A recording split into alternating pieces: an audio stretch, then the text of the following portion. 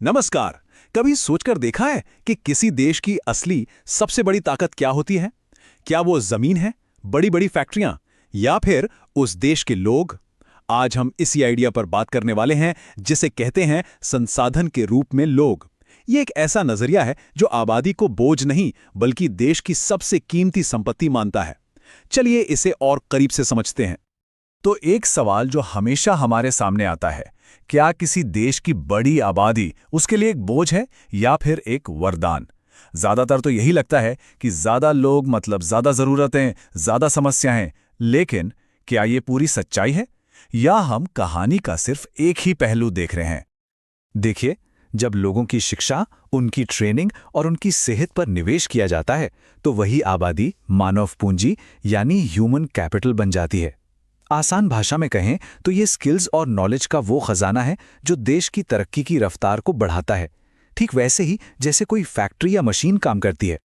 अच्छा, इस कॉन्सेप्ट को और भी बेहतर ढंग से समझने के लिए ना चलिए कहानी सुनते हैं। ये कहानी है सेमापुर गांव के दो दोस्तों की।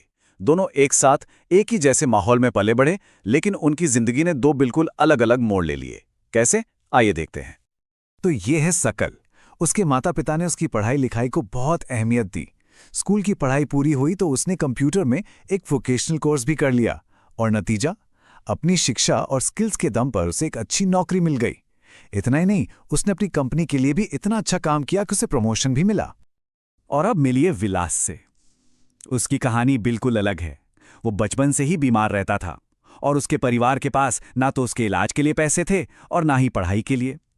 इसका असर ये हुआ कि वो कभी स्कूल जा ही नहीं पाया और अपनी माँ की तरह ही मछली बेचकर गुजारा करने लगा। जाहिर है, उसकी आमदनी बहुत ही कम थी। यहां पर दोनों की जिंदगी का फर्क एकदम साफ दिखता है। एक तरफ है सकल, जिसके परिवार ने उसकी पढ़ाई और सेहत पर निवेश किया और वो एक स्किल्ड प्रोफेशनल बन गया। वहीं दूसरी तरफ है विलास, जिसे मौकों की कमी ने वहीं का वहीं रोक दिया। तो ये सिर्फ दो दोस्तों की कहानी नहीं है, यह है निवेश के असर की कहानी। और यही यही इस पूरी बातचीत का निचोड़ है। लोगों पर किया गया निवेश, मतलब उनकी सेहत और शिक्षा पर किया गया खर्च, ठीक वैसा ही रिटर्न देता है जैसा किसी जमीन या फैक्ट्री में किया गया निवेश। आज की बेहतर शिक्षा और सेहत कल की बढ़ी हुई कमाई और एक मजबूत अर्थव्यवस्था की नींव रखते हैं। और पता है सबसे बड़ी बात क्या है? इसका असर सिर्फ एक पीढ़ी तक ही नहीं रहता। जो माता पिता पढ़े लिखे और स्वस्थ होते हैं, वो अपने बच्चों के भविष्य को बेहतर बना पाते हैं। इससे एक सफलता का चक्र शुरू हो जाता है। और दूसरी तरफ मौकों की कमी एक ऐसा दुष्चक्र बना सकती है जिससे पीढ़ी दर पीढ़ी बाहर निकलना बहुत मुश्किल हो जाता है। अगर हम इसे पूरे देश के लेवल पर देखें तो भारत में हुए बदलाव साफ नजर आते हैं। सोचिए, 1951 में देश की साक्षरता दर सिर्फ 18% थी और 2011 तक ये बढ़कर 74% हो गई। ये दिखाता है कि देश ने शिक्षा के क्षेत्र में कितना बड़ा सफर तय किया है।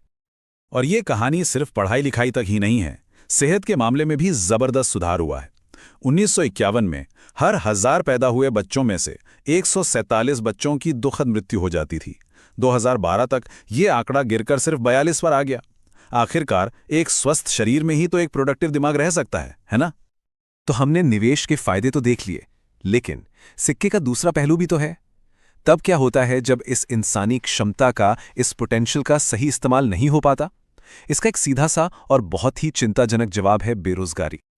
तो ये जो क्षमता बर्बाद हो रही है, वो दिखती कैसी है? भारत में इसके कई चेहरे हैं। जैसे गांव में मौसमी बेरोजगारी, जहां किसान साल के कुछ महीने खाली बैठे रहते हैं, या फिर प्रच्छन्न बेरोजगारी, मतलब एक काम में जहां 2 लोगों की जरूरत है वहां 5 लोग लगे हुए हैं।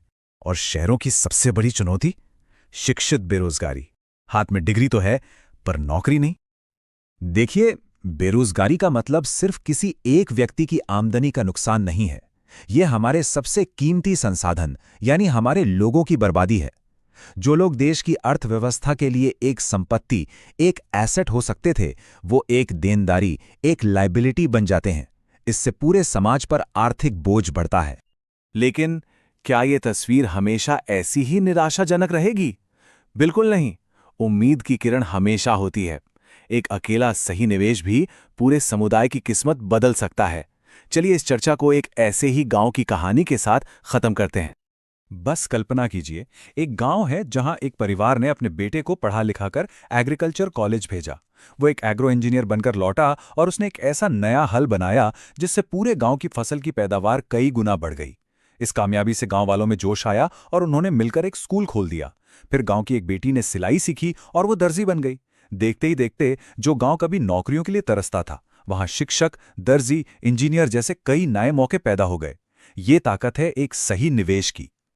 तो आखिर में हम वापस उसी सवाल पर आते हैं जहां से हमने ये सफर शुरू किया था। किसी भी देश की सबसे कीमती पूंजी क्या है?